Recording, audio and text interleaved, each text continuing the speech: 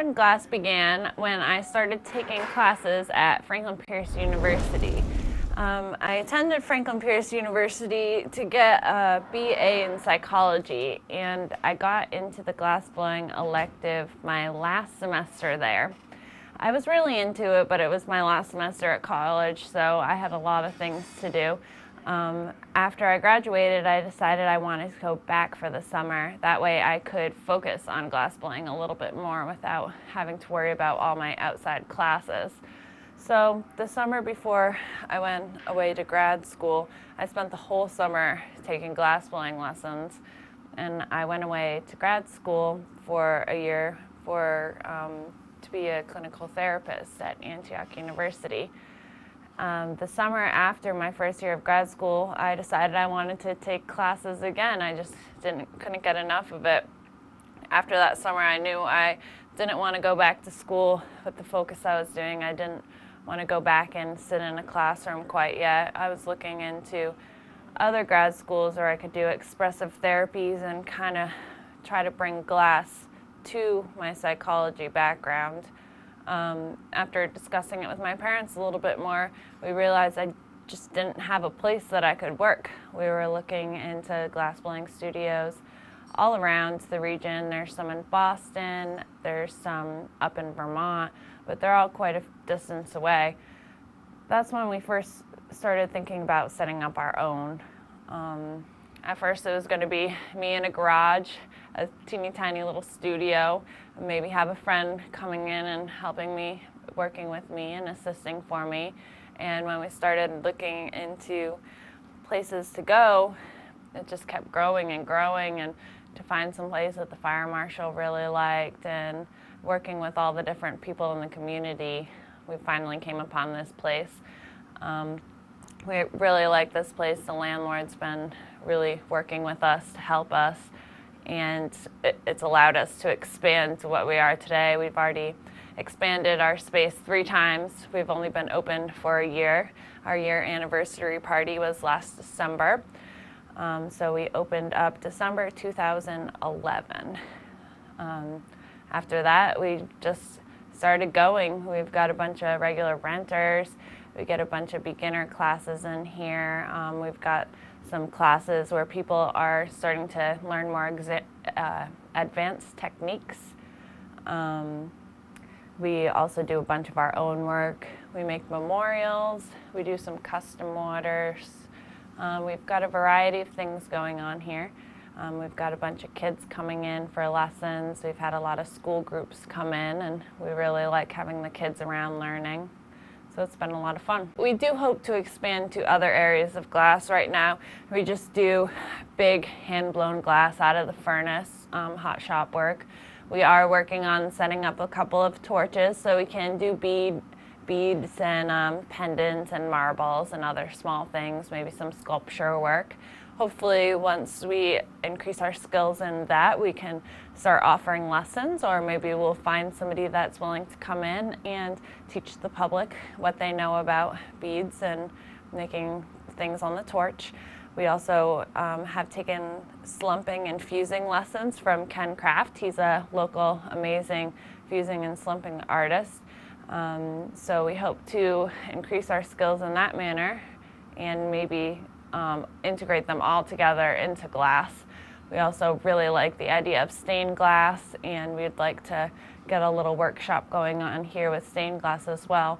So we hope to just keep building and expanding and adding together all these different forms and making it a place where people can come and make some art and do some hands-on learning experience. And so as you're going to see once we get into the shop, we gather all of our glass from this big furnace. So inside the furnace is a big pot of melted glass. So we take all of that glass from the furnace and we reheat it, and we add color and all these coloring techniques, and we blow into it and we manipulate it with our tools.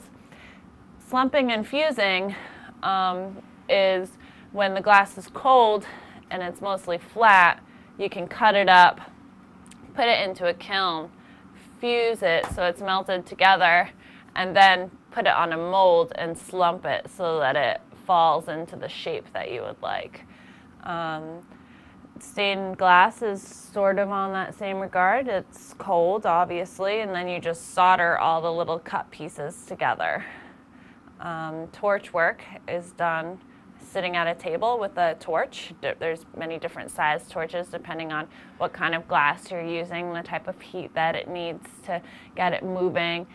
And you just sit there and you combine it all together in front of the torch.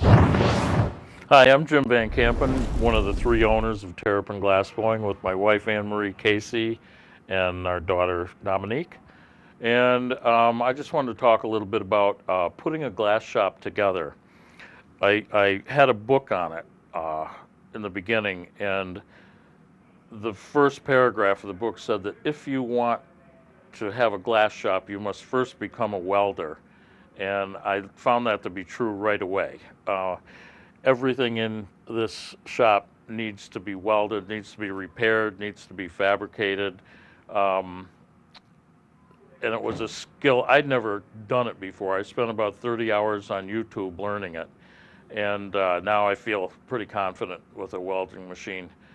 But when we first found this location, it had nothing. It was 4 bare walls. And the components of a glass shop, the number one thing is exhaust. There are a lot of toxic fumes involved. You need to move the air out, which means moving air in. So there were a lot of calculations on fan size and intake size, and we worked on that for quite a while. It turns out we have a fan that moves 2,640 cubic feet per minute. It keeps the air pretty clean. It can be pretty cold in the winter and pretty hot in the summer, but it's the only way to keep the air healthy. So after we got the equipment in place, we needed a hood, before we put the equipment in place, we knew we needed a hood. Well, first we gathered the equipment from a couple of other glassblowing studios that have gone out of business. And once we brought the equipment in the room, we realized we needed a bigger room. So before we even started assembling the equipment and hooking it up, we moved the walls back to make a bigger room. And luckily, we're in a warehouse where we could designate how big of a space we needed. So that was kind of the first thing that happened, was we added extra space. Yep. And then from there, we started determining where everything was going to go and had to build the hood. The hood was one of our first projects. My son and I put that together in a weekend. We ordered a bunch of steel and just welded it up, and it's worked out really well. It has also served as a place for every person who blows at Terrapin to sign their name up there, and it's almost full now. It's in just a year. So we're going to have them start signing the ends and the back, and however it works out, the ceiling. But as far as the equipment goes, we picked up a bunch from a couple different sources used. It all had to be fixed, welded, secured in place in the floor. Charlie Carell, who's a famous furnace builder and glass blower, was instrumental in helping us hook everything up. He built our furnace brand new for us because the one we picked up was beyond repair. So that was an outlay of capital that we weren't expecting, but that goes along with opening a business. But the efficiency of it, yeah, because it's got the recuperator right, and stuff, so it's not a heat loss. Glassblowing is not a green business, but we try as much as possible by recycling and reclaiming some of the heat to keep it as environmentally sound as possible. It's tough. It's a lot of propane being burnt every day. But anyway, so Charlie is one person who really helped us out a lot. There were many other people involved that gave us a hand or advice or materials, products. A legend in the business is Dudley Giberson, who makes all the burner heads for our glory holes and furnaces, and he's been able to rescue us a couple of times because these things fail. The heat is so intense at 2,300 degrees that it eats steel, it eats refractory cement, and it's constantly being repaired. And the burners will burn out. Dudley's been really good about helping us out with that. And it's cool because he's right here in New Hampshire. Yeah, and he's a New Hampshire We try product. to use as many local people as we can, local resources, and it's really, we're fortunate to have some people around us that are experienced in glass blowing. And one of the fortunate connections we made was somebody mentioned to me about a machinist who lives in Ringe who actually could straighten some of our bent blowpipes for us. So I took a bunch down to him, and he ended up giving us, out of the kindness of his heart, maybe 15 blowpipes and punties that were pretty valuable. And he makes them, and which is another local his name's resource. Fred Chelminski, and he's a really smart guy. He can do anything with metal, which is really good for us because we need a lot of things made. You don't do it alone, as Obama said. Everything we've done here has been because of so many other people, and we really appreciate that. Hi, my name is Duncan McKenzie. I'm an artist and glass blower. I first learned glass blowing at the Rhode Island School of Design, and used to have a studio in Santa Cruz, California. Since been relocated to Jaffrey, New Hampshire, where I've been really excited about everything here at Terrapin Glass Blowing because it's such an incredible family of people and such an incredible studio. It's just so much fun to be here, and you can tell all the excitement here is just contagious. So let's make a goblet.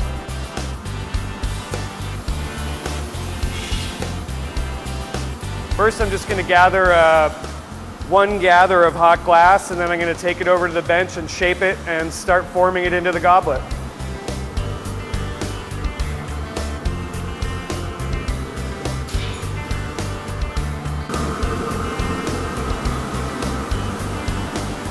Nice hot gather. We'll go over to the bench.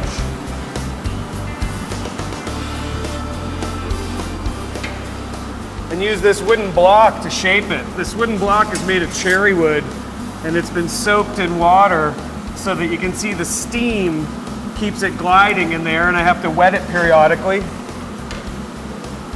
Because the steam keeps it gliding, I'm able to use the wood to shape the glass into a nice symmetrical form. And then I'm going to put a bubble into it by leaning back and putting the pipe out front. And I'll blow a little bit of air, just enough to get a bubble started. And come back to the bench. And I'll start shaping it to get it ready for the goblet. This is going to be the bottom of the goblet.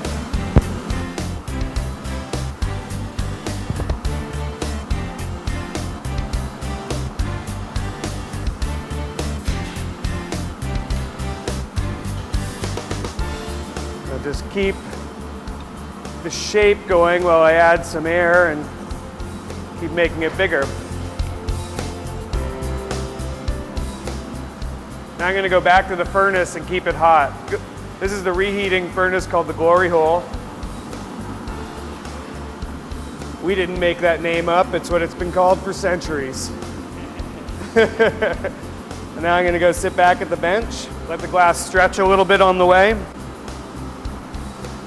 and keep shaping it.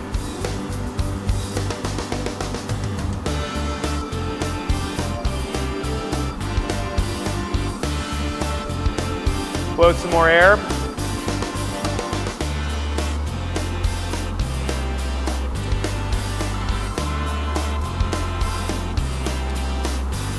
Now I'm going to go back to the glory hole and just keep it hot. On my way over back to the bench, I'm going to hold it straight down and you'll watch it stretch out quite a bit.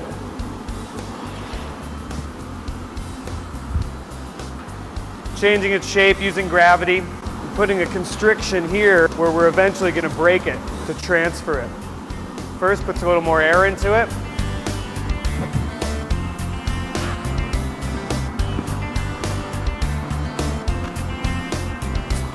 And go back and reheat it some more. As it gets thinner, it heats up faster. So I'll be coming back to the bench again, stretching it, using the jacks. And just a little bit more air will blow into it.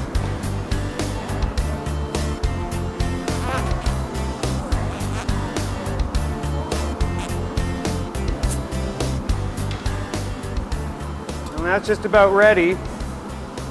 Let me heat it once more. Let me get this jack line a little lower. I'm going to make this line a little bit smaller so it breaks off a little bit better. Just going to make this line a little bit more crisp to make a really nice break later. And I let Josh know that I'm ready, and he'll get what's going to become the foot to this goblet. He's gathering some glass out of the furnace, and he's going to drop it on the steel table over there. And I'm going to come over and pick it up after he does. So he and I are really coordinated with this effort, where he drops the gob of glass, and now I'll come in and pick it up.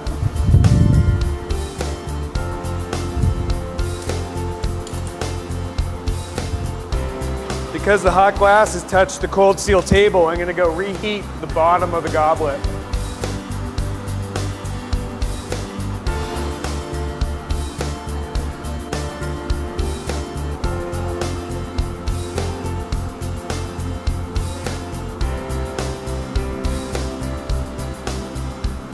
Reheating the bottom of the glass takes the chill off of it, and I'm going to come back to the bench and use a piece of wet newspaper to shape the bottom of the goblet, the foot of the goblet.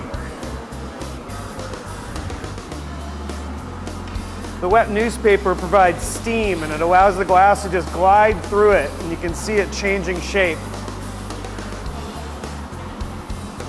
Now it's looking a little bit more like a goblet. So I'm going to go back to the furnace, the glory hole actually, and I'll do this 3 or 4 times to get the shape and the heat right before we're ready to transfer it. I'll take the jacks and shape the piece. Make it nice and symmetrical as possible. And now because this foot is so hot, I'm actually going to put air onto it to cool it down. Some things we need to heat up and some things we need to cool down. So I'm going to go back to the glory hole and heat the top.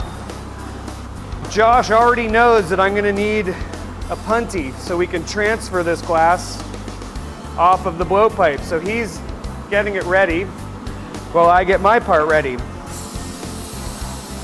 I'm cooling down the foot because it's so hot and preparing the area where we're going to connect it. Now I'm going to go back to the glory hole one more time, and because Josh and I have practiced this piece before, we know the timing that each other need. I'll get my piece ready, he'll get in position, and we'll attach this.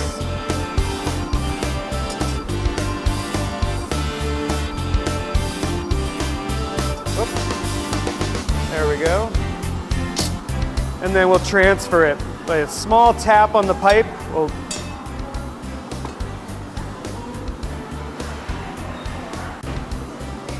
now I'll take it back from him, and we're heating the end that we broke off. Because it was cooler, it takes a little while to heat back up, and we'll just gradually build the heat back in the other end, which will open up into the goblet.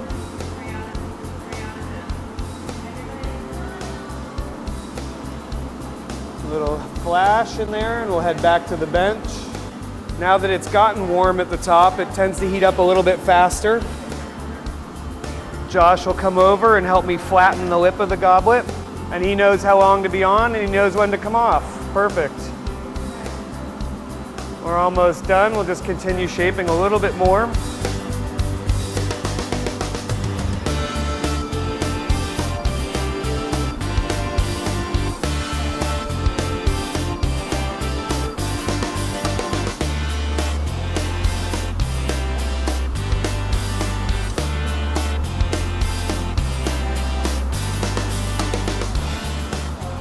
Just finish the shape to make your classic water goblet, water glass.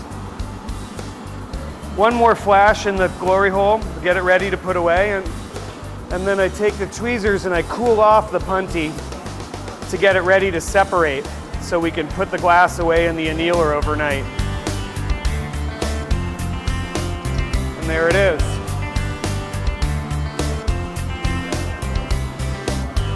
Let's walk over to the annealer and we'll put it away.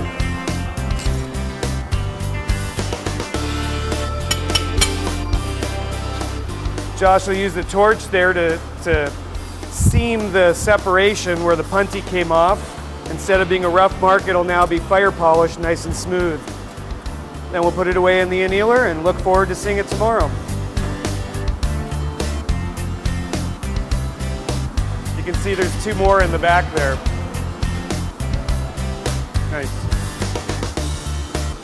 That's how we do it.